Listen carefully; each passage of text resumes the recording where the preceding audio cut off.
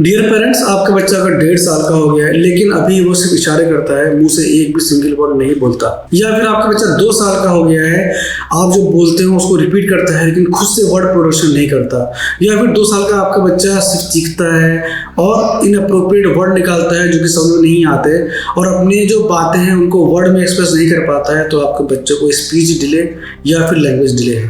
Hello everyone, मैं हूं doctor Mohammad Noor Alam Khan. मैं वेलकम करता हूं आपका अपने चैनल हेल्दी चाइल्ड पर। दोस्तों, आज मैं आपको बताऊंगा कि स्पीच डिले यानी कि देर से बोलना, इसकी क्या क्या वजह हो सकती है या क्या क्या रीजन हो सकते हैं। वीडियो को लास्ट तक जरूर देखिएगा। वीडियो अच्छी लगे तो इसे लाइक कर लीजिएगा। तो आइए स्टार्ट करते हैं आज का टॉपिक।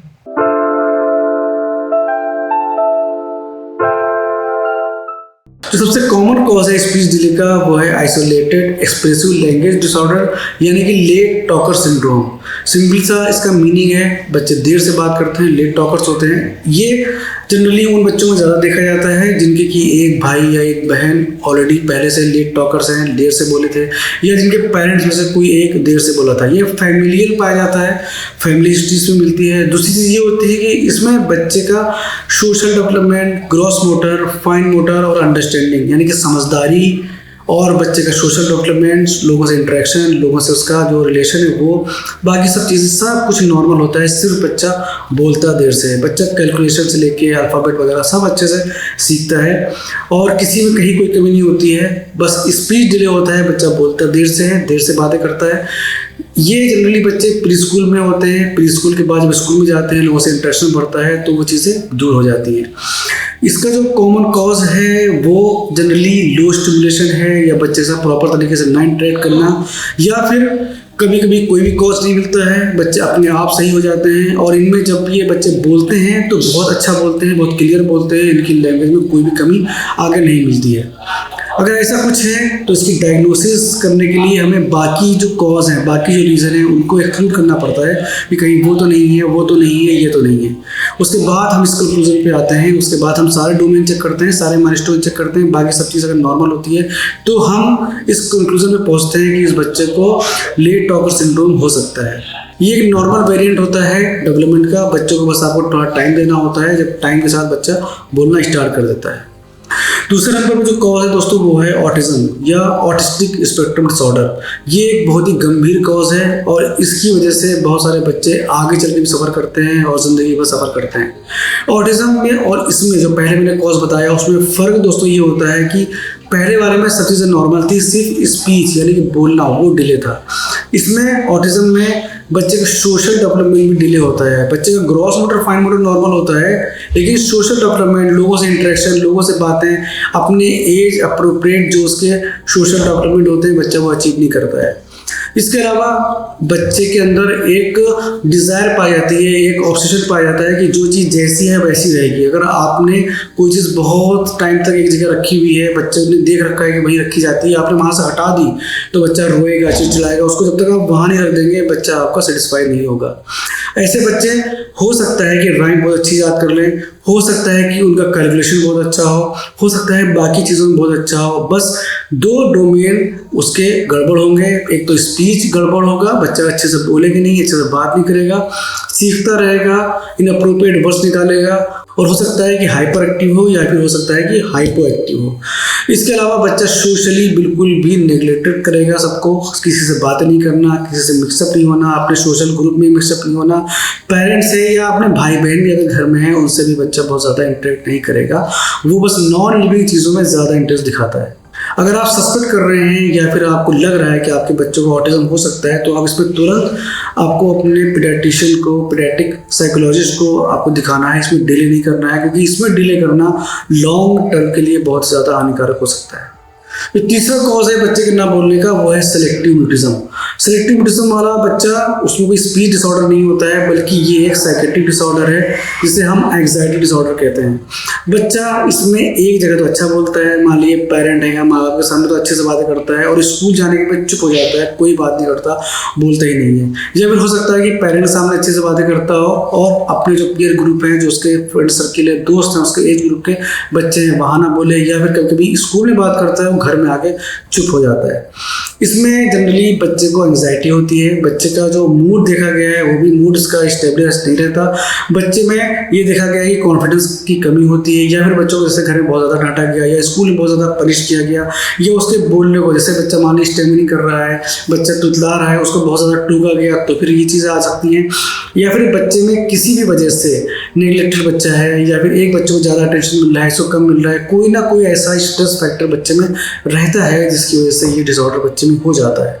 अगर ये होता है तो फिर आपको चाइल्ड साइकोलॉजिस्ट को आपको तुरंत दिखाना है और इसका ट्रीटमेंट लेना है, ताकि बच्चे का आगे वो जो डेवलपमेंट है वो नॉर्मल चले। फोर्थ नंबर का कॉज है इंटेलेक्चुअल डिसेबिलिटी, यानी कि आईक्यू की कमी। अगर बच्चे में जाहिर सी बात है आईक्यू की कमी है, तो बच्चा उतना अच्छे से ना चीज़ें सीखेगा, ना उतने अच्छे से वो एक्सप्रेस करेगा।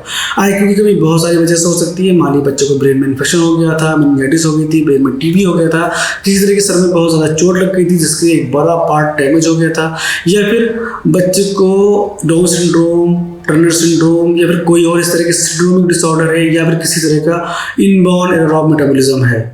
तो ये सब चीज़ें हो सकती हैं। अगर बच्चे का आईक्यू कम है तो बच्चे का सोशल भी जाएगा, इंटेलिजेंस भी जाएगा और स्पीच भी जाएगा। बच्चा आपका चीज़ें समझ भी नहीं पाएगा, आप कुछ बोले करने को तो हो सकता है कम करेगा, या एज अप्रोप्रिएट वो रिस्पॉन्स नहीं देगा। यहाँ पर रिसेप्टिव लैंग्वेज भी जाएगी और एक्सप्रेसिव लैंग्वेज भी जाएगी। मतलब कि बच्चा एक्सप्रेस भी नहीं कर पाएगा, यानी कि बोल भी नहीं पाएगा, और रिसेप्ट नहीं कर पाएगा, मतलब कि रिसीव भी नहीं कर पाएगा। जैसे कि आप कुछ बोलते हैं, बच्चे ये उठा दो, ये देखो कान है, ये देखो मुँह है, आप वहाँ जाकर पानी ले, तो बच्चा वो सब भी नहीं कर पाएगा। दोनों तरह की लैंग्वेज यहाँ पर हैम्पर होंगी। अगर आईडी यानी कि इंटेलेक्चुअल डिसेबिलिटी आप सस्पेक्ट कर रहे हैं, तो फिर आपको प्रॉपर वर्कअप कराना है, बच्चे को प्रॉपर तरीके से चेकअप कराना है कि आखिर इसका रीज़न क्या है। और पांचवा इंपॉर्टेंट कॉज है लैक ऑफ स्टिमुलेशन, यानी कि हमने, यानी कि पेरेंट ने अपने बच्चे से प्रॉपर तरीके से इंटरेक्ट ही नहीं किया, उसे सिखाया ही नहीं कि स्पीच क्या है, उसे सिखाया ही नहीं कि बातें करना क्या है। ये जनरली देखा गया है उन बच्चों में जहाँ पर बहुत सारे बच्चे हो गए, टाइम नहीं मिल रहा है दूसरे बच्चे से बात करने का, या फिर मदर और फादर दोनों वर्किंग हैं, लंबे टाइम की ड्यूटी है, लॉन्ग आवर्स उनको रहना पड़ता है बाहर, घर में सिर्फ मेड के भरोसे बच्चे हैं, तो मेड को टाइम नहीं है बच्चे से बात करने का, या फिर न्यूक्लियर फैमिली है, आपस में टेंशन है, सेपरेशन है, बहुत सारे ऐसे सोशल फैक्टर हो सकते हैं जिससे कि बच्चे से इंटरेक्शन नहीं हुआ। ऐसे बच्चे जब स्टिमुलेट नहीं होते हैं, उनसे अपनी बातें नहीं, उन्हें पता ही नहीं है कि जो एक्सप्रेसिव लैंग्वेज है, स्पीच क्या है, तो बच्चे जाहिर सी बात है ना सीखते हैं और ना वो बोलते हैं। तो स्टिमुलेशन बहुत ज़्यादा ज़रूरी है। बच्चों को कैसे सिखाएं, कैसे बच्चों से आप बातें करें, किस तरह से आप बच्चों से इंटरेक्ट करें, किन बातों का ध्यान रखें ताकि बच्चे आपके टाइम से जल्दी बोलें और उनका जो लैंग्वेज डेवलपमेंट है वो अच्छा हो। उसके लिए मैंने एक वीडियो बना रखी है, ऊपर आई बटन जाके वो वीडियो ज़रूर देख लीजिएगा, ताकि स्टिमुलेशन की कमी से कहीं ऐसा ना हो कि आपका बच्चा ना बोल रहा हो। और सिक्स्थ कॉज है सेरेब्रल पाल्सी। कुछ बच्चे जिनमें सीपी होता है, सीपी के बच्चे में हालांकि इंटेलिजेंस कुछ हद तक नॉर्मल होती है, किसी किसी में बिल्कुल नॉर्मल होती है, लेकिन उनके जो गले का और जो वोकल कॉर्ड का टोन है, यानी कि मांसपेशी बहुत टाइट होती है। बच्चे चाह कर भी प्रॉपर जो साउंड प्रोडक्शन है वो नहीं कर पाते, उनके टंग भी टाइट रहती है, टंग भी प्रॉपर तरीके से जो लचीलापन है वो नहीं रहता, जिससे बच्चे बोल नहीं पाते हैं। तो सीपी अगर आपके बच्चे को है तो आपको उसकी टोन कम करने की मेडिसिन अपने डॉक्टर से लेनी है, बच्चे की स्पीच थेरेपी करवानी है और बच्चे को सिखाना है कि कैसे बोले। बच्चे की टोन जब तक बड़ी नहीं होगी, बच्चा प्रोडक्शन नहीं कर पाएगा साउंड का, वो बस आ ऊ करके वो चीखेगा, और जब बोलेगा भी अगर तो बोली ऐसी होगी कि वो समझ में नहीं आएगी। उसको हम आर्टिकुलेशन, डिसआर्टिकुलेशन बोलते हैं, यानी कि आर्टिकुलेशन प्रॉब्लम होती है, बच्चा समझता सब कुछ है, बस बोल नहीं पाता है। अगला कॉज है दोस्तों हियरिंग इम्पेयरमेंट। किसी बच्चे को किसी भी वजह से जन्म से ही अगर कान में दिक्कत है, सुनने में दिक्कत है, बच्चा सुन नहीं पा रहा है, तो जाहिर सी बात है जब तक सुनेगा नहीं तब तक स्पीच लर्न कैसे करेगा, और लर्न नहीं करेगा तो जाहिर सी बात है बोल नहीं पाएगा। तो हियरिंग इम्पेयरमेंट एक बहुत ही डेंजर या बहुत ही इंपॉर्टेंट वजह कह सकते हैं, जो कि चेक कराना बहुत ज़रूरी है। जो भी बच्चे सीपी के होते हैं, एचआई के होते हैं, या जो बच्चे पैदा होकर नहीं रोए होते हैं, हम उनको रिकमेंड करते हैं। इसके अलावा प्रीटर्म बच्चे होते हैं, उनको भी रिकमेंड करते हैं कि वो अपना हियरिंग असेसमेंट करा लें। पेरेंट्स को ये चाहिए कि अगर आपका बच्चा प्रीटर्म है, प्रीमेच्योर है, बहुत ज़्यादा प्रीटर्म रहा है, बहुत ज़्यादा लो बर्थ वेट रहा है, या फिर बहुत लंबे टाइम तक NICU में रहा है, वेंटिलेटर पर रहा है, CPAP पे रहा है, या फिर अगर इंसल्ट हुई है, देर से रोया है, मेकोनियम पास कर दिया है, या फिर आपको कोई इन्फेक्शन हो गया हो, बच्चा आपके पेट में था, तो आप अपने बच्चे के पैदा होने के बाद उसे कान का चेकअप जरूर कराएं। हियरिंग इम्पेयरमेंट एक ऐसी वजह है जिसकी वजह से बहुत सारे बच्चे ना बोल पाते हैं, ना सुन पाते हैं, और आगे चल के चीज़ें इरिवर्सिबल हो जाती हैं। और अगला जो इम्पोर्टेंट फैक्टर है वो है स्ट्रक्चरल डिफेक्ट, यानी स्ट्रक्चर में कोई कमी है। स्ट्रक्चर में वोकल कॉर्ड में कोई डिफेक्ट है, वहाँ पर कोई नोडुल है, कोई सूजन है, या फिर किसी और तरह के डिफेक्ट जैसे क्लेफ्ट लिप पैलेट, जो तालू है या होंठ है वो कटा है, किसी किसी बच्चे के तालू अंदर तक कटे होते हैं, वो बच्चे साउंड प्रोडक्शन नहीं कर पाते प्रॉपर तरीके से। किसी की बच्चे की टंग टाई, हालांकि टंग टाई वाले बच्चे भी थोड़ा बोल लेते हैं, लेकिन अगर टंग बिल्कुल लास्ट से जुड़ी है आगे तक तो फिर बच्चा प्रॉपर तरीके से बोल नहीं पाता। बच्चा समझता सब कुछ है, जानता सब कुछ है, बाकी डेवलपमेंट ठीक होते हैं, बस स्पीच में प्रॉब्लम होती है, उसके जो वर्ड होते हैं वो प्रॉपर फॉर्मेशन नहीं हो पाता क्योंकि टंग के मूवमेंट नहीं हो पाते। टंग टाई आप जैसे सही कराते हैं वैसे सही हो जाता है, जैसे ही आप क्लेफ्ट पैलेट या लिप का रिपेयर कराते हैं वो सही हो जाता है। तो अगर स्ट्रक्चरल डिफेक्ट कोई बच्चे को है तो उसको जो अप्रोप्रिएट उसकी एज है उसके हिसाब से जल्दी से जल्दी उसको सही करा लें, ताकि बच्चे की स्पीच में कोई डिसऑर्डर ना हो, कोई डिफेक्ट ना हो। दोस्तों ये तो थे कॉज स्पीच डिले के। अगर आप जानना चाहते हैं कि बच्चे का जो स्पीच डेवलपमेंट किस तरह से होता है, बच्चा किस किस एज पे क्या क्या चीज़ें बोलता है, तो इसके लिए मैं पहले एक डेडिकेटेड वीडियो बना चुका हूँ। आप ऊपर आई बटन में जाइए, वो वीडियो देखिए। किसी बच्चे को स्पीच डिले है तो उनको ये वीडियो शेयर कर दिए ताकि उनके भी कुछ काम आ सके। अपना प्यार हमारे चैनल पर ऐसे बनाए रखिए, अपना सपोर्ट बनाए रखिए, देखते रहिए हमारे चैनल के लिए। Thank you.